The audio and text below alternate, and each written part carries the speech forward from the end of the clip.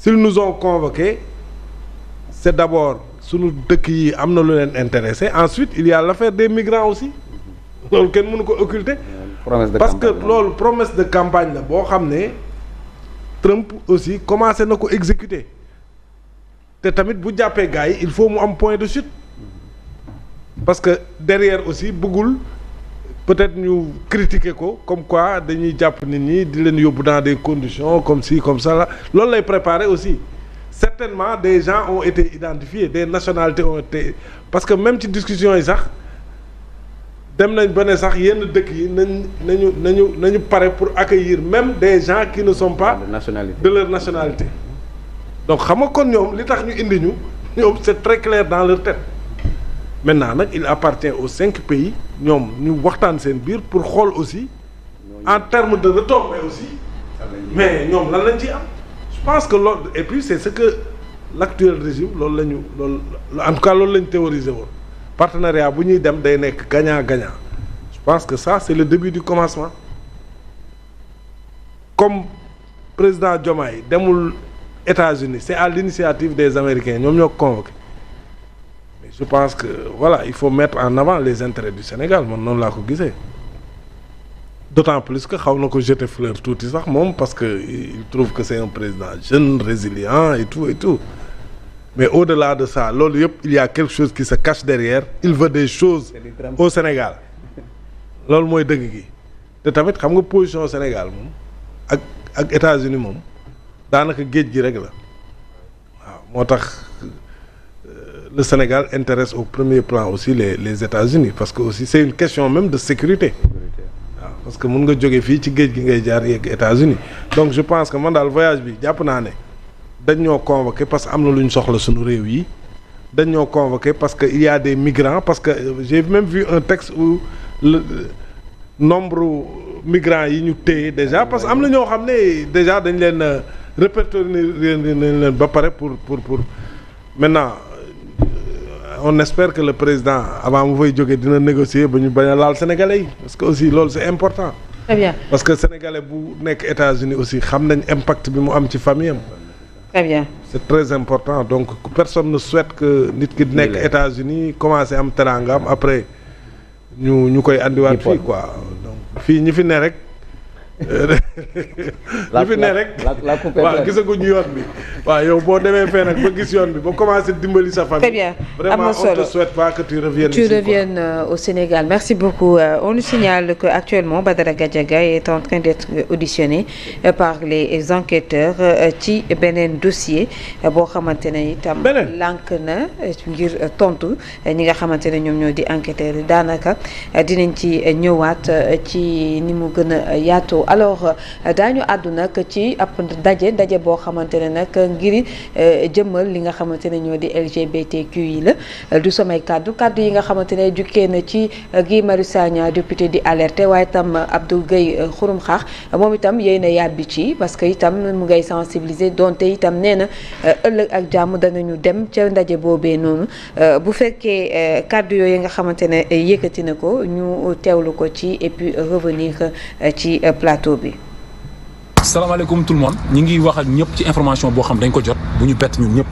mooy message boo xam mi ngi circulé fépp gis nañ ko dañu benn mail la xamul information bi demee en tout cas mais xam nañ ni daal ñu ngi koy partagé fépp mi ngi nii dinaa ci lire paragraphe bu ndaw rek quoi pour ngeen xam ko ci wàllu ngóor jigéen Sénégal moo tax suba ñu ngi woo ñëpp ñu fekk ñu siège Nations Unies Almadies waaw mu ngi nii message baa ngi dama ciy lire paragraphe bu gàtt rek vous êtes cordialement invités le vendredi 11 juillet 2025 pour la projection du film Miwa ku ne xam ne film la boo xamante ne nii mooy làkku ñàkk yooyu Miwa mooy film góor jigéen la boo xam ni mooy nous sommes là film bi loolu Miwa loolu lay firi ci làkku les sud-africains la xam sud-africains la xaw ma sur les enjeux questions des femmes LGBT et hommes transgenres en Afrique de l'Ouest donc lii maanaam suba fële ci siège Nations Unies ambassade Pays-Bas ak Nations Unies seen couleur yi dañuy def kuréel yi fii ci Almadies dañuy def benn réunion 9h ba 11h ci wàllu góor jigéen def projection film boo xam ne film góor jigéen bu mag la muy film Miwa bii boo xam ne dañ ciy dooleel góor jigéen ñu xaar nan lañ koy propager ci Afrique de l'Ouest ci góor gu jigéen ak góor gu transgenre donc suba nag ñun Sénégal fii dama koy waxaat di ko leeral ne suba ñu ngi woo képp koo xamante ni xeex góor jigéen ñor na la nga fekk ñu siège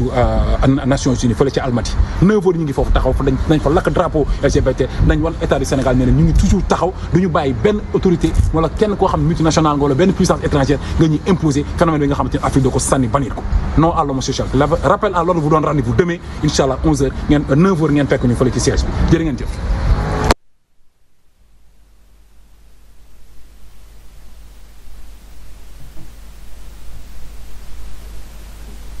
alors mu ngi noonu mu nekkoon Abdou Karim Gueye bi nga xamante ni itam yéen a yàbbi ci li jëm ci wàllub ndaje bi nga xamante ne ëllëg ak jàmm lay am ñu gis ne ki ko njëkk itam ne moom dafay alerter moom moo di kile di Guy Marius Sagna honorable député sur la question li nga xamante ne nee nañ réunion la boo xamante ne que nous sommes là la mbir mi tudd di ab film donc nag ñoom ñëpp nee nañ d'accord ñu ci alors Alassane sur la question jëm ci mbirub borom ñaari tur yi mu mel ni fan yi dañoo commencé bëgg a yeb lool suñu réew mi. waaw mais xam nga dafa am ay événements ak ay faits yu fi jàlloon ba tax aujourd'hui nit ñi commencé woon douter d'autant plus que c'est pas une question nouvelle bu ñu fàtte également ça a toujours traversé les régimes yi fi jot a jaar yëpp parce que benn moment dañuy jàpp ni peut-être dañ leen di bayal alors que ñun xam nañ ne Sénégal également à tout point de vue bokkul ak loo xamante suñu culture la donc moo tax sujet bi souvent bu ñëwee day mel ni rek genre bis répétita la parce que gisoon nañ ko fi depuis jamono Latif Gueye ba léegi c'est les mêmes combats ci li nga xamante mooy ci loolu mais n'empêche c'est des organisations également qui sont très bien organisées et qui savent frapper aux bonnes portes pour mën a dugg ci li nga xamante ni mooy ci société bi ba mën a lawal seen ay mbir mais dama jàpp ne l'un dans l'autre ki ci jiitu nag ñi ci war a njëkk a taxaw mooy les autorités parce que ñoom ñoo nekk au niveau du renseignement et de l'information surtout ci lu bari loo xamante ne aujourd'hui parce que mënoo organiser activité bu mel noonu te état du ko xam wala du ñu am accordu état parce que yooyu yëpp également c'est dans un état organisé que ça se passe ñun xam nañu comment organisation conférence wala yu mel noonu nu muy demee souvent soo amul njàppandal wala l'onction des autorités généralement tu peux pas l'organiser parce que c'est beaucoup de choses à la fois maintenant dañ ci jaaxal rek mooy peut-être l'engagement bi nga xamante ni les nouvelles autorités amoon nañ ko ci jamono yi ñu nekk opposition lu jëm ci xeex li nga xamante ni mooy mbirum ñaari tur yi je me rappelle bien bari na campagne yoo xamante ni aujourd'hui dañ ko doon tuumal ki nga xamante ni mooy le président Macky Sall parce que jàppoon nañ ne moom moo nekkoon derrière ces lobbies yi nga xamante ni homosexuels on a vu même Macky Sall benn moment il a été même retranché topp nañ ko ba ces derniers retranchements am benn vidéo mu def en France sax di pour dellu soir pour leeralaat li nga xamante ni mooy coow loolu gis nañ ko ci campagne oui ou non bi les gens avaient jël loolu def ko comme arme de guerre contre le régime de Macky Sall fii la ñu fekk on a couvert les activités et li nga xamante ni mooy la question de l'homosexualité était au cœur justement donc parce que c'était l'arme fatale utilisée pour justement déstabiliser le régime de Macky Sall et Dieu sait qu'ils l'ont réussi parce que à part de là Macky Sall commencé woon ay jafe-jafe yu bëri parce que les gens jàppoon nañ ne peut-être quelque part qui ne dit rien consent et je pense que yooyu moo nekk di topp Sénégal aujourd'hui malheureusement avec les nouvelles autorités on pensait qu'avec bu ñu toogee ci réew mi dinañ am le même engagement mais au contraire on a vu la visite de Mélenchon fii nga xamante ci yu bëri yoo xamante ni moom également il a affiché